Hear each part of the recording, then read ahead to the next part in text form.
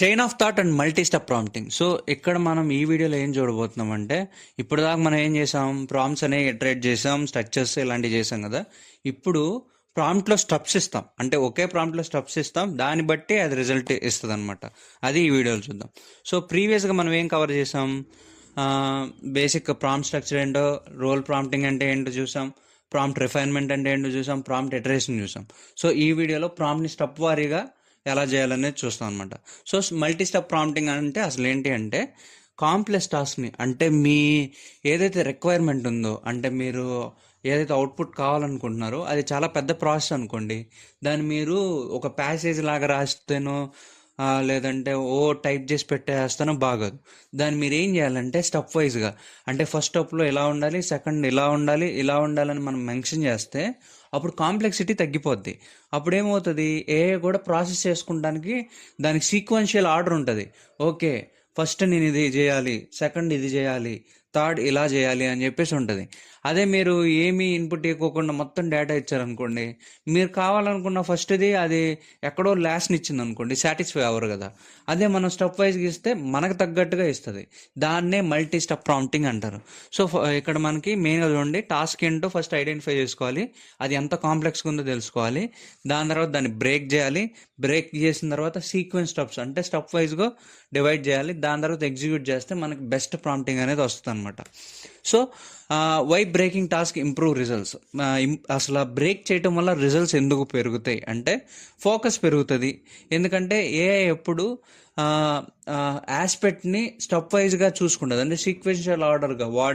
కొన్ని ఏఐస్ అయితే వార్డ్ బేస్డ్గా చూసుకుంటాయి.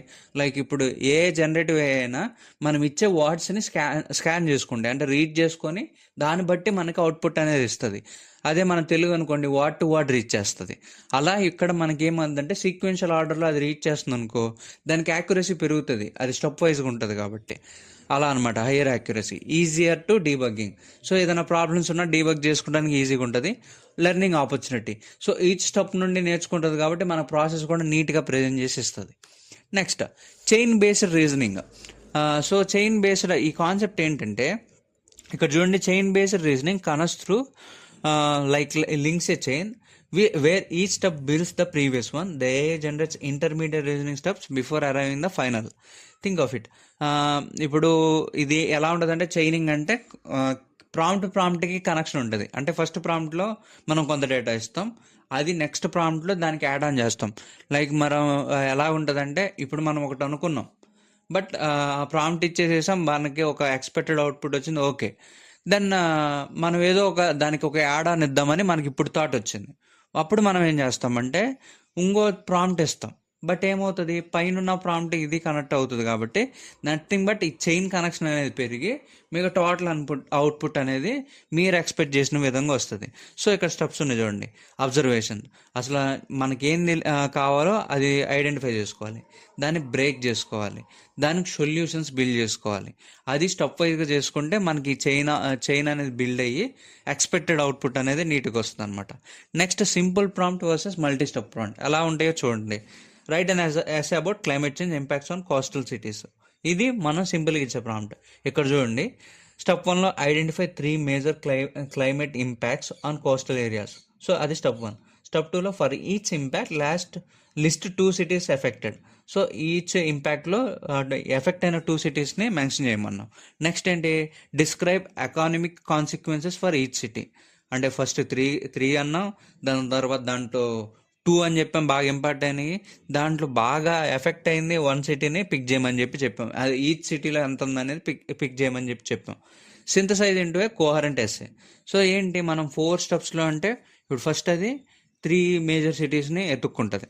ఎతికిన తర్వాత నెక్స్ట్ ఏం చేస్తుంది, దాంట్లో 2 ఏదైతే 2 బాగా ఎఫెక్ట్ అయినాయో అది ఫిల్టర్ చేస్తుంది. నెక్స్ట్ ఏం చేస్తుంది, ఈచ్ సిటీలో ఎకనామిక్ కాన్సిక్వెన్సెస్ ఎంత వచ్చినాయి అనేది చూసుకుంటుంది. దాని తర్వాత ఇట్లన్నింటిని కలిపి స్టెప్ 4లో ఎస్ఏ కింద రాస్తుంది. అదే మనం ఇప్పుడు మామూలుగా 3 అనేది మెన్షన్ చేయకోకుండా ఇచ్చేసి ఇప్పుడు స్టెప్ 2 వచ్చేసరికి లిస్ట్ 2 సిటీస్ అన్నాం అనుకో, అదేమవుతుంది, కన్ఫ్యూజ్ అవుతుంది. అందుకనే స్టెప్స్ అనేవి సీక్వెన్స్గా ఉండాలి, అంటే దానికి ఒక మీనింగ్ఫుల్నెస్ ఉండాలి. పై దాంట్లో నుండి కిందది రావాలి తప్పితే కింద దాంట్లో నుండి పైకి రాదు. అంటే ఇప్పుడు మీరు స్టెప్ 2 పైన రాసి స్టెప్ 1 కింద రాశారు అనుకో, ఏమవుతుంది, డేటా అనేది సరిగ్గా రాదు. అందుకనే స్టెప్ కూడా సీక్వెన్షియల్ ఆర్డర్లో ఉండాలి. ఇలా మనం మల్టీ స్టెప్ ప్రాంప్ట్ అనేది రాస్తాం. సో ఇది ఏం చేస్తుందంటే రీసెర్చ్ ఫేజ్లో మెయిన్ ఫ్యాక్టర్స్ ఏంటనేది తీసుకుంటుంది, దాని తర్వాత డేటా కలెక్షన్ చేస్తుంది, దాని తర్వాత సొల్యూషన్ని కొన్ని నెంబర్ ఆఫ్ వేస్లో మనకి చూపిస్తుంది, దాని తర్వాత సింథసైజ్ చేస్తుంది. ఇలా మనకి ప్రాసెస్ అనేది స్టెప్ వైజ్గా జరుగుతుంది. ఇక్కడ చూడండి, స్టెప్ 1లో ఏంటి, రీసెర్చ్ ఫేజ్. సో ఇందాక మనం అడిగినట్టు లిస్ట్ 3 cities అన్నాం. ఇక్కడ చూడండి, list the main factors contributing to urban air pollution. Air pollution అవ్వడానికి అర్బన్ ఏరియాస్లో ఏంటి కారణం అనేది ఫస్ట్ రీసెర్చ్ ఫేజ్లో ఉంటుంది. స్టెప్ 2లో ఏంటి, డేటా కలెక్షన్.